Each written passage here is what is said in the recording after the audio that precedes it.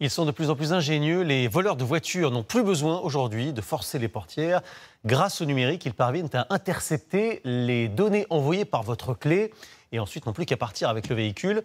Mais des techniques existent pour les retrouver à condition de faire vite, comme on le voit dans cette enquête du 20h, signée Inès Bornassin et Pascal Marcelin.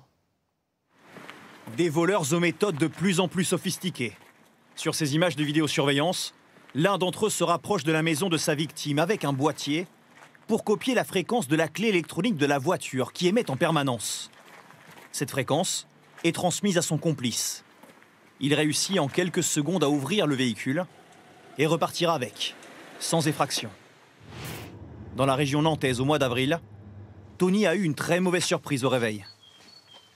La voiture en fait était ici, voilà, donc elle était chez moi. Et donc en fait les voleurs sont venus en pleine nuit. Moi j'ai rien entendu du tout, les voisins non plus. Lui aussi a été victime d'un vol de voiture sans effraction. Aucun débris, rien du tout, aucune casse, ils ont fait ça vraiment en toute discrétion. Et dans le département, plus d'une vingtaine de voitures de la même marque, du même modèle, ont été volées de la même manière. Preuve que les délinquants ont trouvé une faille dans les systèmes électroniques de nos voitures les plus modernes. Leur technologie les a rendus plus vulnérables. Comment lutter contre ce phénomène? Une entreprise française a fait ce constat. Les vols sont devenus inévitables. Alors elle a choisi de prendre le problème à l'envers. Un vol qui a été commis dans le 91 cette nuit, un véhicule Renault Espace sur la commune de Suresnes. Ok. Cet homme est un ancien policier devenu détective, spécialisé dans la recherche de véhicules volés. Nous le suivons aujourd'hui dans le cadre d'un exercice.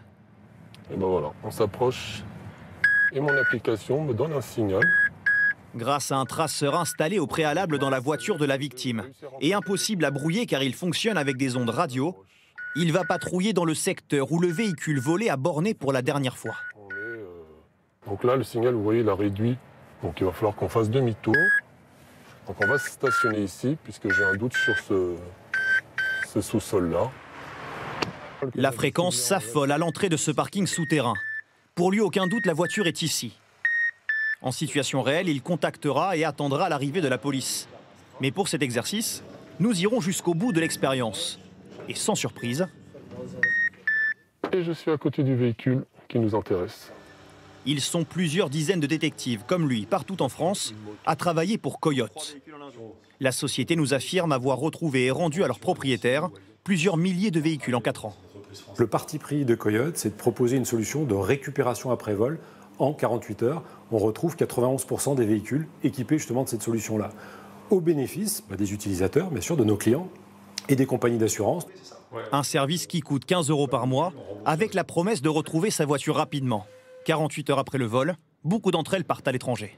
De plus en plus de véhicules partent par les frontières dans d'autres pays, notamment en Afrique centrale.